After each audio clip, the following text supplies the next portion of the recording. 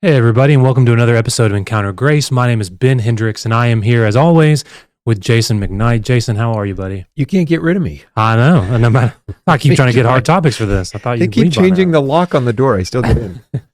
Well, today, I think we're entering, we always say that we're going to have 3 parts, and then it ends up being 4. And so I think this is the final part of our kind of our creation series that we've been going through.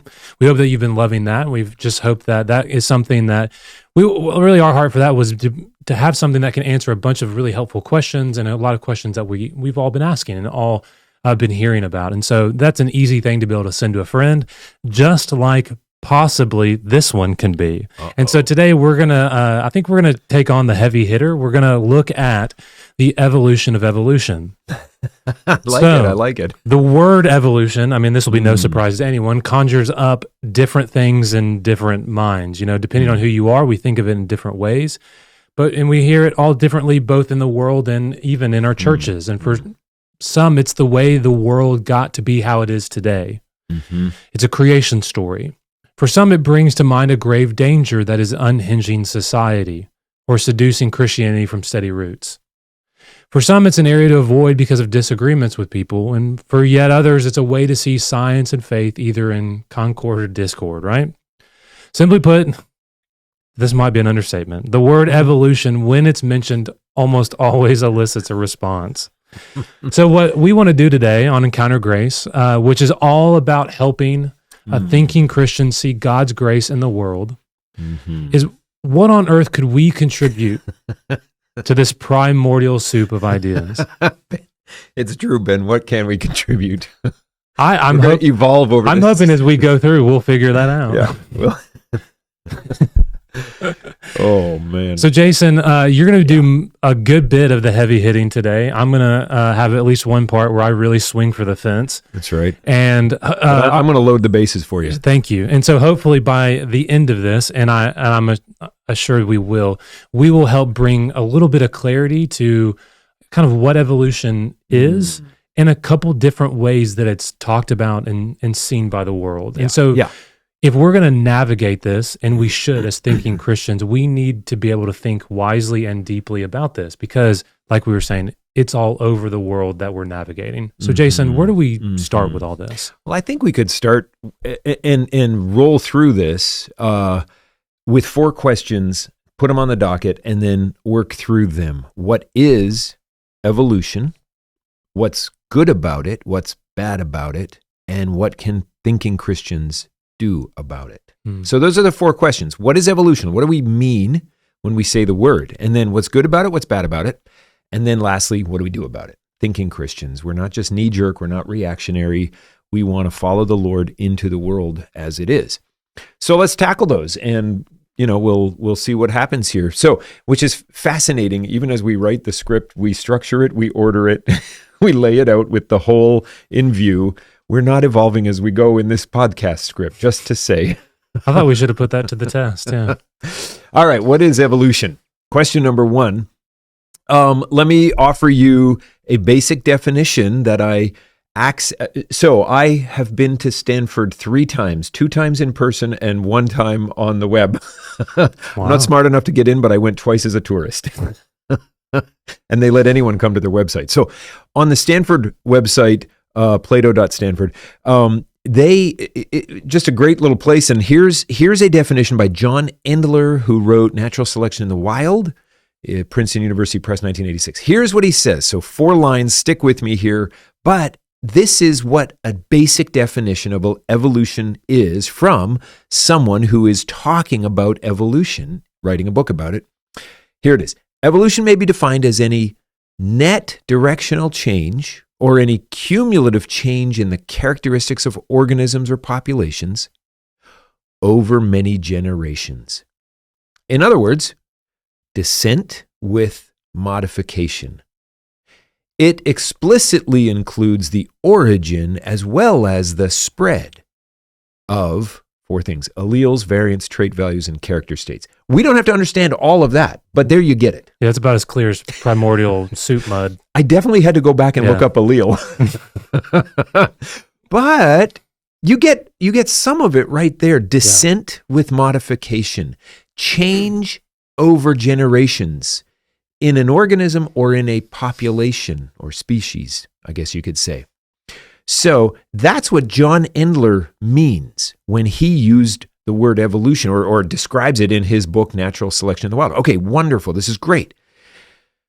But here's what we need to know. That's not what everyone is always thinking when they hear the word evolution, because different people will hear different things at different times, and it's important to understand this. So here's what we need to know. First of all, the biologist will hear the word much like John Endler has described it in the manner defined above. Life sciences, biology, they're going to use the word evolution as the study of how we arrived at the utter variegation in species that we see today.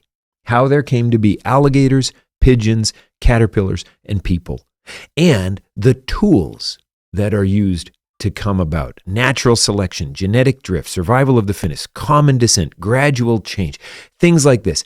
These mechanisms, these tools of change, slow change over time, this is what the biologist is talking about. And maybe you can even see in the back of your mind old Charles Darwin on the boat, the Beagle, over there sailing to the Galapagos Islands, as he writes on the origin of species. I think he wrote it after. But the biologist is thinking in terms of the mechanism. And so let's call that meaning A. We're going to have three meanings of the word. Meaning A is the biologist's use of the word. Evolution as the mechanism nature uses for how we arrived at where we are. Now, let me introduce meaning B and meaning C, because in any conversation you're in, you're going to have an A, B, or C meaning, or a couple of them. And if you're talking A, I'm talking B, we're not having the same conversation, but we're talking at each other. Yeah. Okay, what is meaning B? Well, we move from biology in meaning B, meaning A is biology, mechanism, to meaning B, philosophy, worldview, meta-narrative, all-encompassing explanation. So, from the word evolution as a mechanism to evolutionism as an explanatory category for reality. So what they'll do from Darwin onwards, and I mean just building on the Darwinian thinking, then as meaning B folks keep thinking about it, they say, oh, this explains everything about the world, including things that are well beyond the sciences. This becomes a worldview for living and meaning and purpose. Well, if randomness and chance are determinants in our lives, there's no purpose, there's no beauty, there's no genius. If mutation, natural selection, survival of the fittest is the point of life, then we just have to carry on the next generation. Here's another one. What is here is what ought to be here. When people use meaning B here, the idea of evolution as a worldview or evolutionism, it eliminates the spiritual in favor of the chemical. It eliminates the moral in favor of the majority outcome.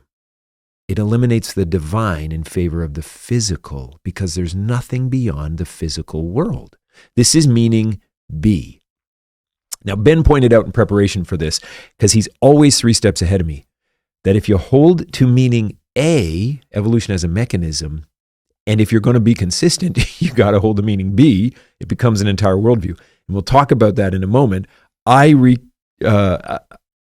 replied to you by saying, yeah, but the beauty of humanity is we don't have to be consistent. That's a good point, yeah. In our minds. That's a good point. So we'll get to that in a second. But I think that why this is important to mechanism versus worldview when someone uses the word evolution is that you might be in 2 different conversations even though you're talking to the same person. And you just got to consider that as thinking Christians. Okay, let's move on to meaning C. Evolution. Now here I'm introducing this. Don't swerve off the road if you're driving, listening to this. Evolution as an adjective modifying an area of study. So this is me saying this. I actually think there's a third way people use evolution that is helpful to parse out from mechanism or worldview. And it's an adjective. So I'm an evolutionary biologist. I'm an evolutionary psychologist. I'm an evolutionary anthropologist.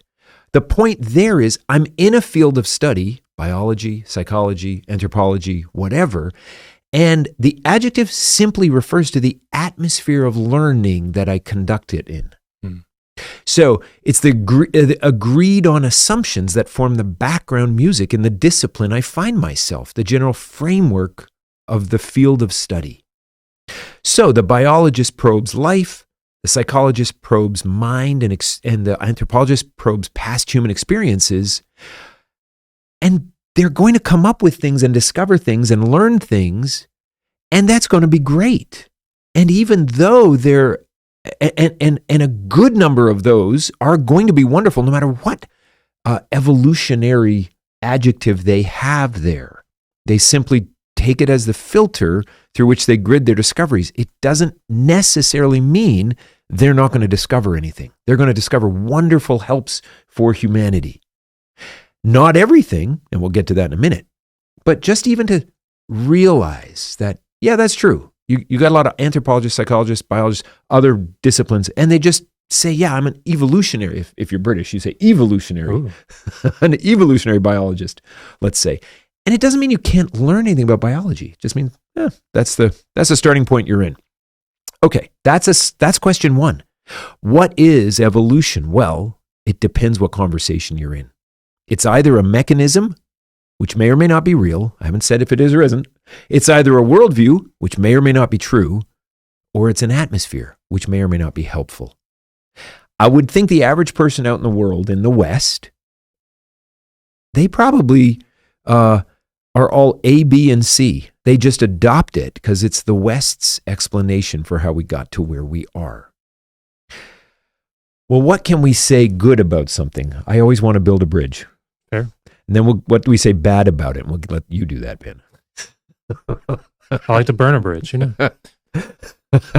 So A, B, and C, mechanism, worldview, atmosphere. What can we say good about these things? Well, in other words, good about it. What do I mean there? Well, what contributions to human flourishing or human knowledge do any of these three brings, if any contributions at all? All right, let me offer a couple here. And in meaning A, I'm going to do it at A, then C, and then B. Okay, so meaning A, the mechanism of evolution.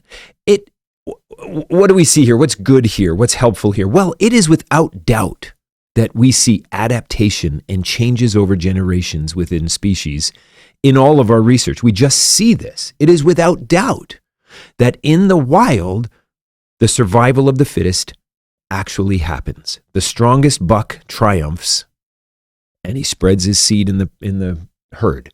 I mean, that's just there. Microevolution happens. It's just a law of the universe that would change over time, descent with modification. Doesn't mean that macroevolution happens, but at least on the micro side, you can see, some of these principles we see at play in the right lanes.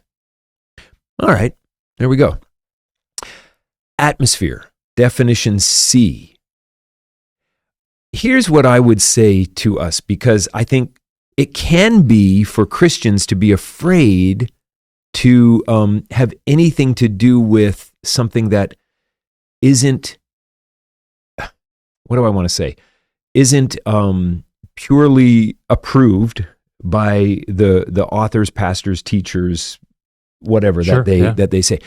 But I actually go the other way. I'm like, look, if you do any reading at all outside of a very narrow Christian bubble that you know is approved, you're going to always engage with people who write helpful stuff, insightful work, and you're just simply going to accept, or who they accept and adhere to stuff that you don't buy, including sometimes evolution as a shared background mindset. I mean, you're just going to find that, and it's okay. The clinical psychologist who just knows, quote unquote, just knows we come from a single cell organism several billion years ago, that clinical psychologist can really still bring extremely helpful insights to personal problems that I face. I mean, it doesn't mean you have to go to that person. I'm just saying, it doesn't mean everything they say is wrong. And so, acknowledge it, learn from what's good, and move on.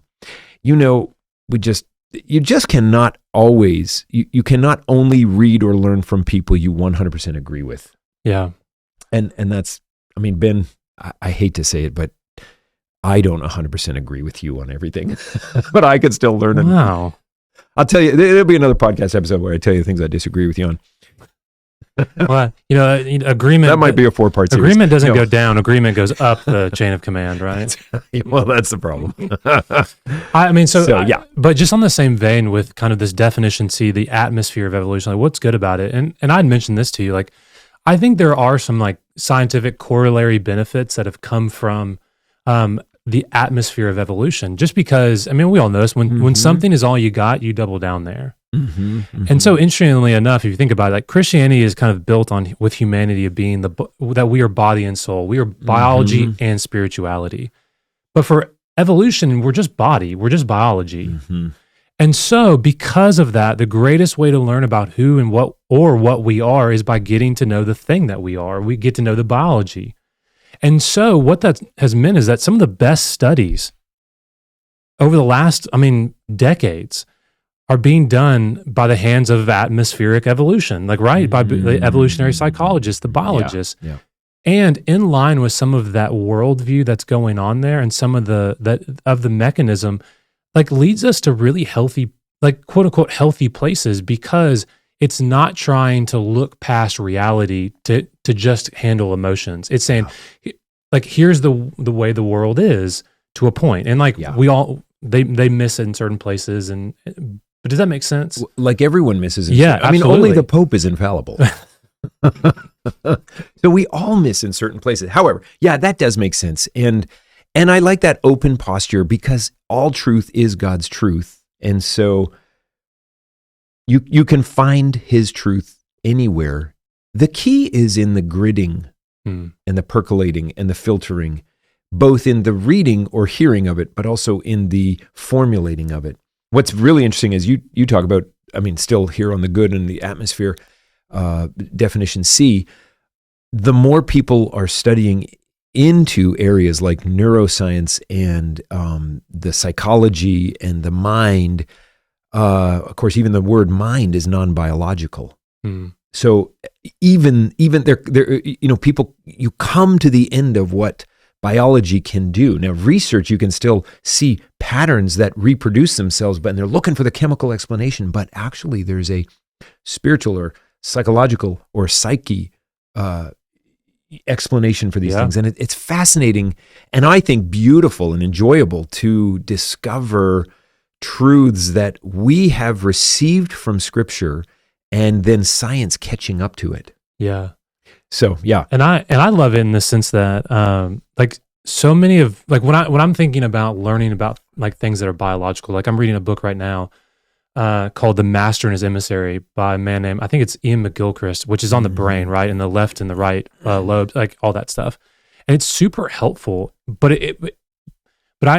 so I love getting to learn about the biology from that, because the guy his knowledge is far outweighs any of mine. Like, it's not even close. And so I'm taking this in, but I also remember this great benefit that we as Christians all have. And I learned this from Tim Keller, believe it or not, who had mentioned, like, we get to take the joy a step further, because the person who doesn't know God, they learn these truths or like these things about our biology, and they're like, cool, or that's helpful. I get to learn that. We get to give thanks for it. And we get to have even a greater understanding, because we are not just biology. We know that we're also spirituality. Like, we are the soul as well. Yeah. We are spirit. And so we even get a full, like, and I mean this as humbly as I can, we get a fuller picture even of the scientist who knows so much more than I do about these things. But we get a fuller picture because we have a closer and clearer picture. Yeah. Because we have all the parts. And when you say we know that we're not just biology, we're also spirit or spiritual beings as well.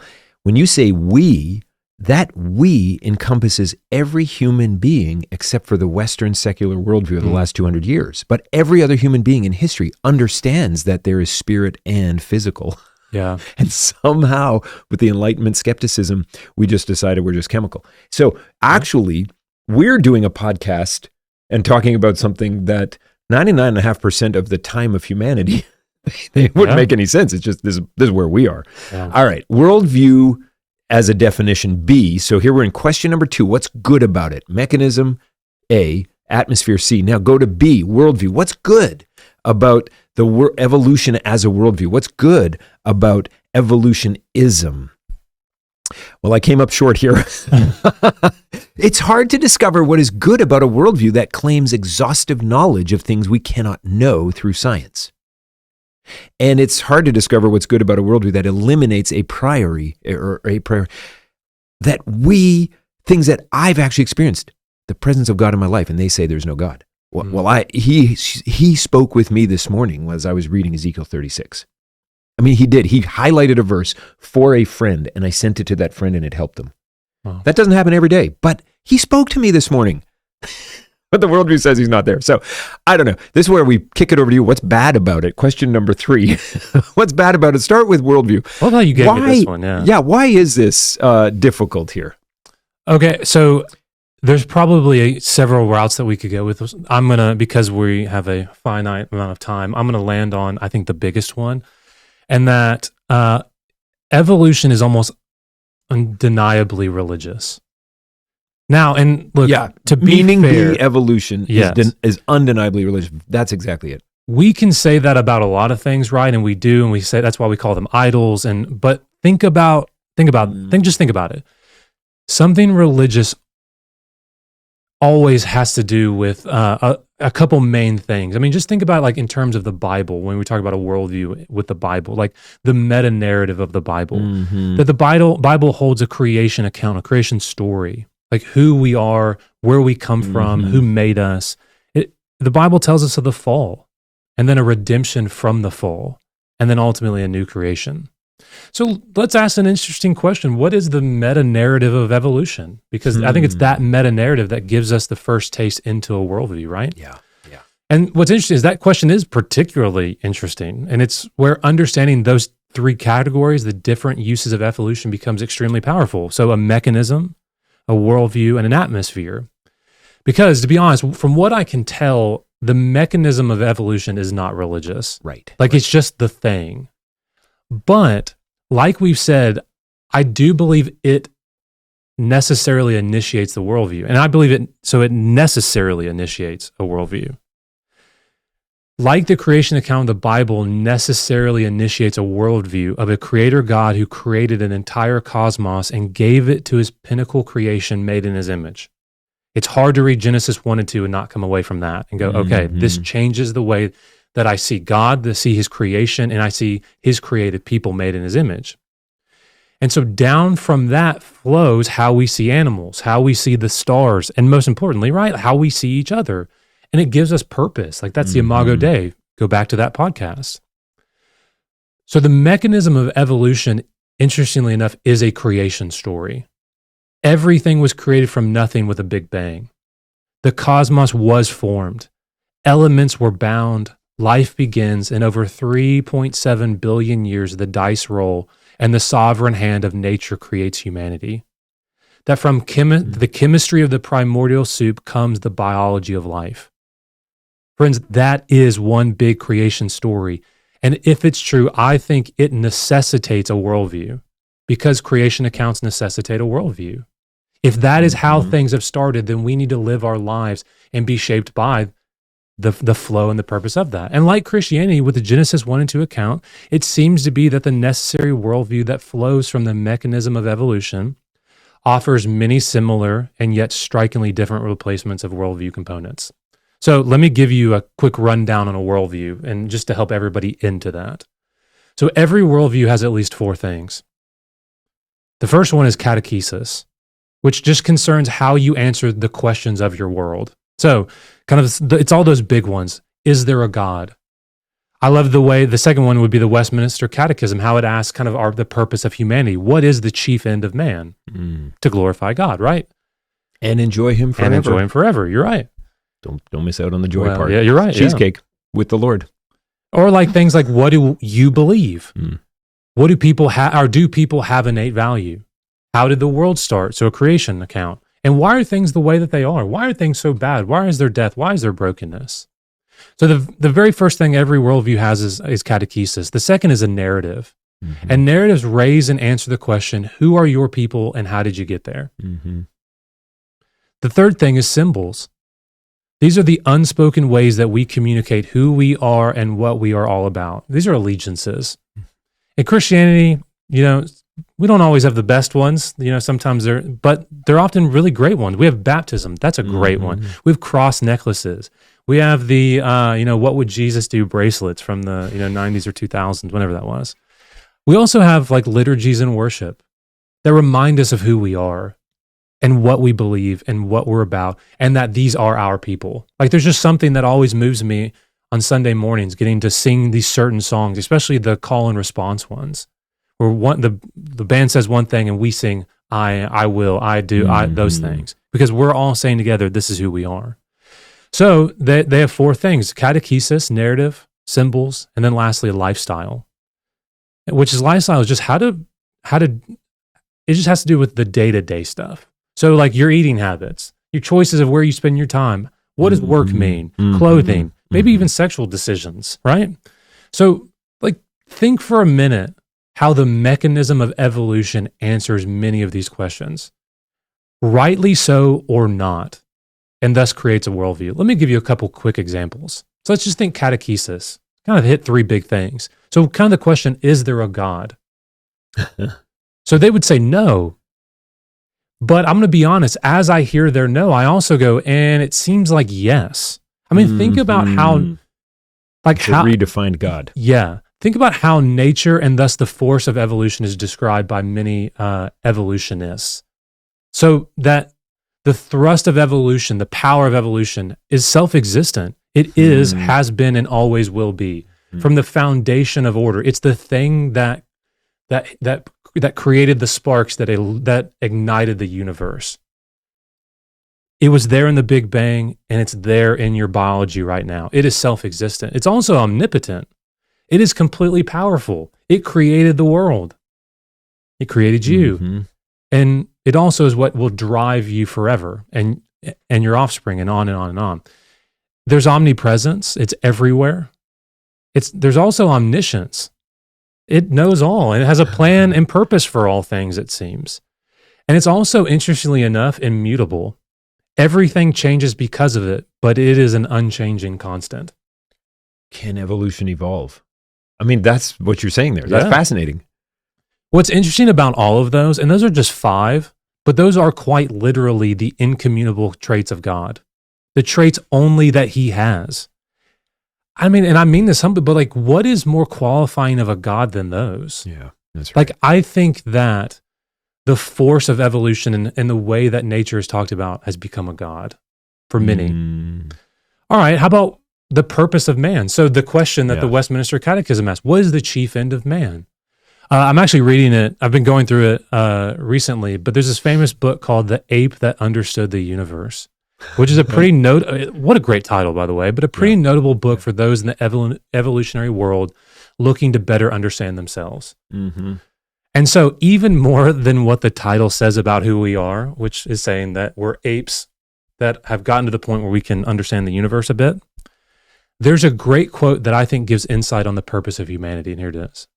So the author says, but just as a toaster used as a doorstop is still a machine designed to toast bread, you, whatever you choose to do with your life, are still a machine designed to propagate your genes. All of us are. It's what the priests, the sages, and the philosophers searched for in vain, the ultimate explanation of our existence. That you are nothing more than something that propagates your genes. Really, that your whole purpose in life is to be the middle ground between your parents and your children. I'm going to be honest. Fascinating. That's about as religious as it gets for me. Like that quote. Yep. Also, so the third thing with catechesis is there's even a bit of a redemption story. The idea that we, in part, can become more than we are. And so there's often, just as I've heard, and I haven't seen this written down, but just as I've listened to some really great minds of people who hold to this worldview, that there's really 2 major ways it seems to do it. And so the first one is to become more of what you were. And so that's to get back to the roots, because we're just animals. And so it's kind of this idea to become primal primates in a modern world. That really our main fall is that we've tried to become something that we're not, like civilized animals, right? And so we need to get back to what we were. Okay. Or the second one, to become more of what we're becoming. So that the first one is to look backwards. The second is to look forward, interestingly enough, to become more of what we're becoming, to give into the change from primate to delegate. And it happens by becoming more in touch with your biology and using it to help you become kind of what you are. So this idea is kind of the modern primate in a modern world. So hopefully that makes sense to a point. So that's kind of catechesis. And so with that, is there a God? Yes and no. What is the chief end of man? To propagate genes, it seems. And there's even a bit of a redemption story. Okay, what about a narrative? And I think we go back to the mechanism of evolution again, right? That we are chemistry that has become biology. We are single-celled that has become multi-celled. We are apes that are trying to expand our understanding. Ultimately, we are animals that are bound by a common history and end. Like, that's just who we are. And that, interestingly enough, the mechanism of evolution is what binds us together. So let's jump to symbols, and we'll toss in lifestyle as well. Because interestingly enough, like in evolution, there aren't necklaces of single-celled organisms slowly growing into humans. That'd be a big necklace. There's not even hats with big, evolution on it. Right. And we don't have bracelets that help us ask the great question, what would evolution do? But because it's inexorable. Yeah, I mean, exactly. There's no changing it. But there are other ways that I think that people communicate their allegiance. So interestingly enough, less has to be done to communicate something that's the status quo. It's like, hey, this is just assumed. That's right. The bracelet, the cross necklace, those are meant to separate, right? So this is just, hey, this is what we all believe. So it is ingrained in how a modern, quote unquote, right way to see the world. And so I actually think it's the cross. Its crosses are school textbooks. Its bracelets are the assumptions that we're brought up in. Its symbols are the underlying and sometimes overt ways we treat people, the books that we read, the stories we tell, and the beliefs and views that we hold. And most importantly, it's what we don't hold to. Because I actually think, if you think about it, the greatest symbol of an evolutionary worldview perhaps is the lack of any other symbol of belief or value. The slow giving in to nihilism, and that this is all that we are and all that we can be. It's interesting that at some point evolution necessitates a worldview, but it also isn't quite equipped to make the jump in disciplines from biology to philosophy. Yeah. And yet it does. And yet it does. And that's fascinating. And that's what's, we like, not every person talking about, yeah, of course I believe in evolution, has understood and thought all that through. But what you've just laid out for us is when you push things to their conclusion, that's what you come up with.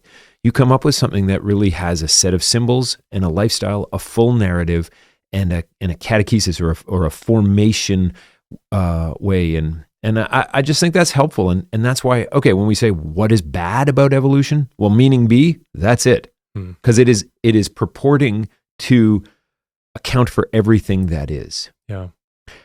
Well, what are the dangers, or what is bad about meaning C and meaning A, about the atmosphere and then the mechanisms?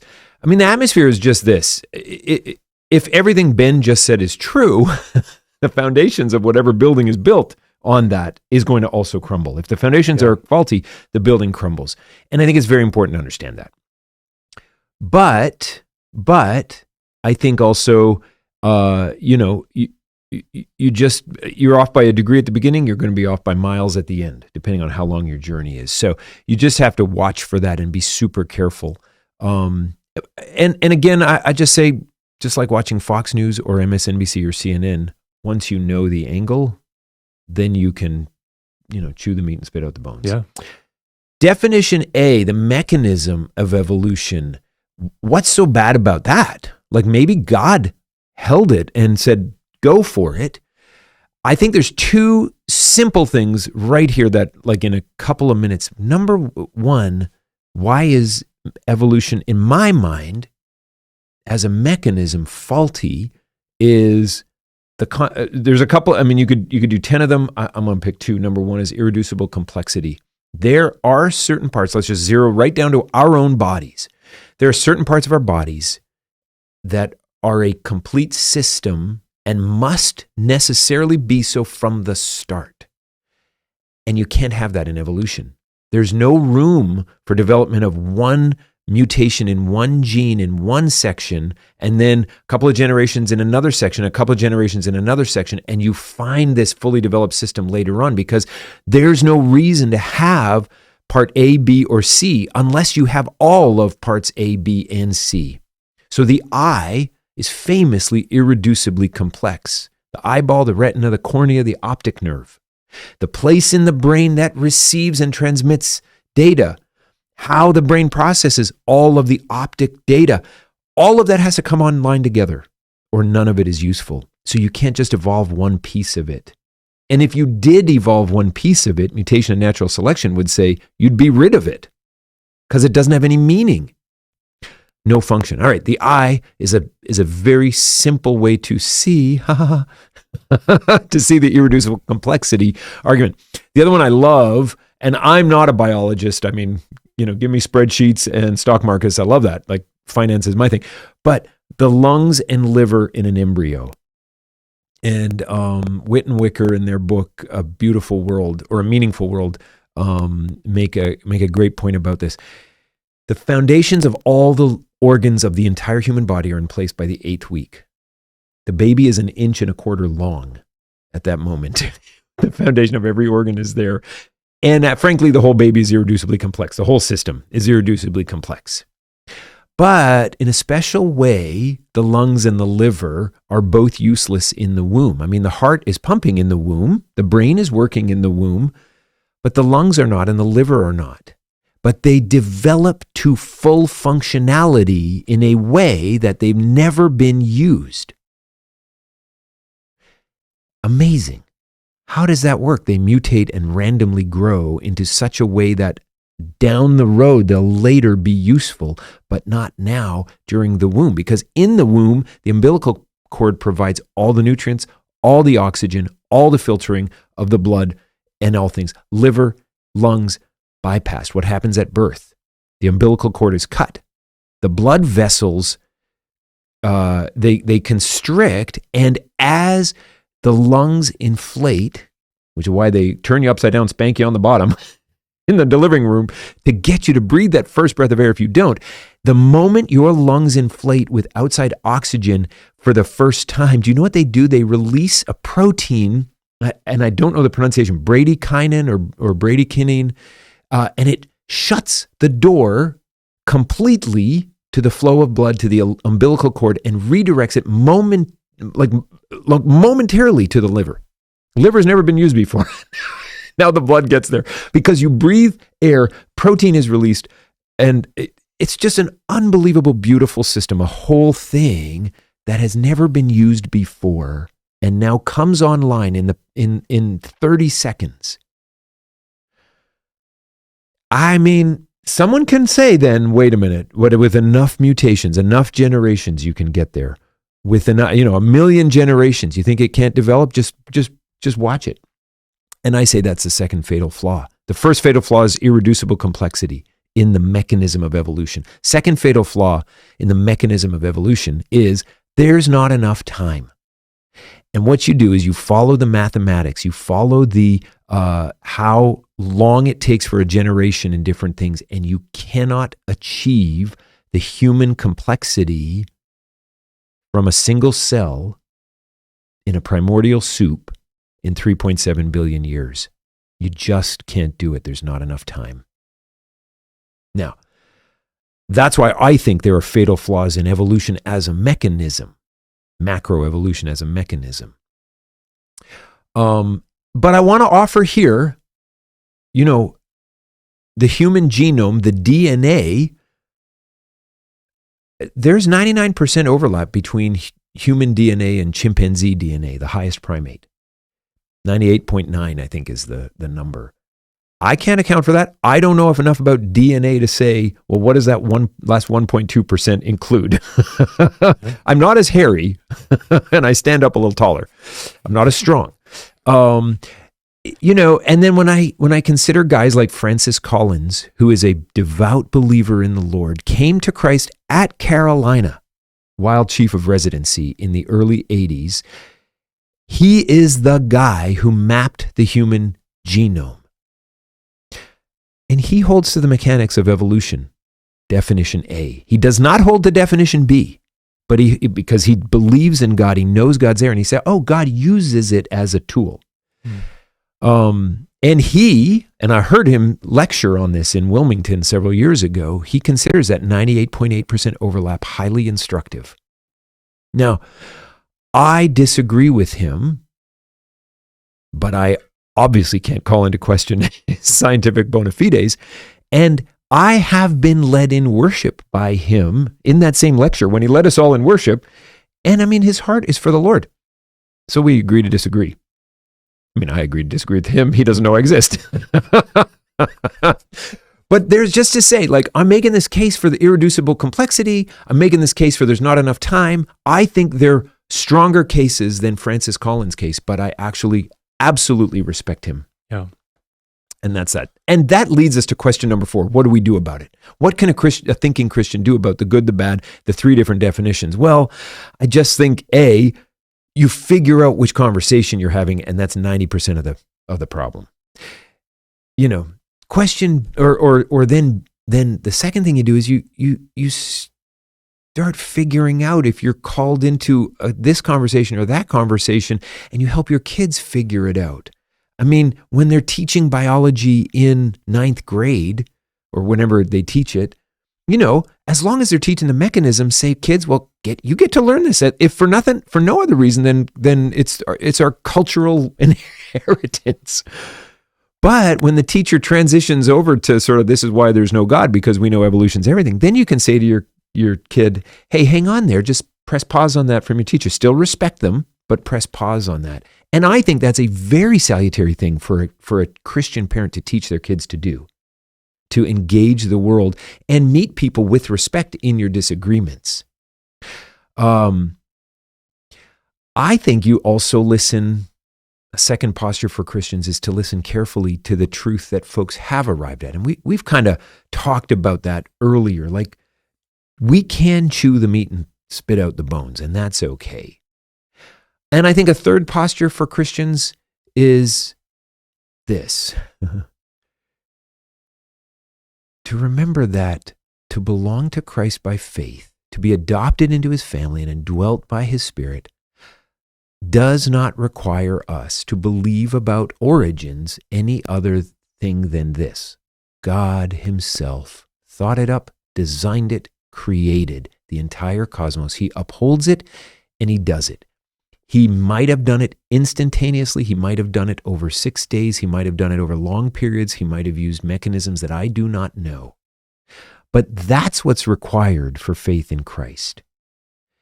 And I have made a case for why I think the mechanism of evolution isn't real, but I would celebrate communion with Francis Collins, and I would continue to be led by him in different ways and in different things, neither checking my brain at the door and accepting everything that I disagree with, and we don't do that with anyone. So I say, investigate and rejoice, meet God in the journey, and cling to where he leads you. So I think we've solved it. Oh, absolutely. And that might have been the most Encounter Grace reviewed podcast I've ever seen. Like, man. Guys, thank you. I mean, Jason, thank you for all that. That was so helpful. And I'm glad you had to I'm glad you took the hard one. No, I don't know about that. You did the majority of the heavy lifting there. And so, friends, look, this might be like, it really might be a great podcast just to be able to send to a friend. And we don't do this simply to get our names on the map and we're trying to go viral. You guys know that. What we ultimately want to do is evolution episodes don't go viral. But we do want to help you. Exactly. Because people out there think Christians don't think and that we're knee-jerk, and we're not. We love to engage God's world, and we love to engage those who think differently. Mm. And this is God's gorgeous and intricate and geniusly designed world. And so I'm gorgeous, you're intricate. That's an understatement. Land this plane fast. So we trust that this has been helpful to you guys, and that, look, if you have somebody who maybe needs the encouragement that Christians actually do think, or you just need to send to somebody that you would love to share. Maybe it's your viewpoint. I mean, send this to a friend, and maybe it can make all the difference. Friends, thank you so much for being a part of the Encounter Grace family, and thank you for listening. And we hope you tune in next time.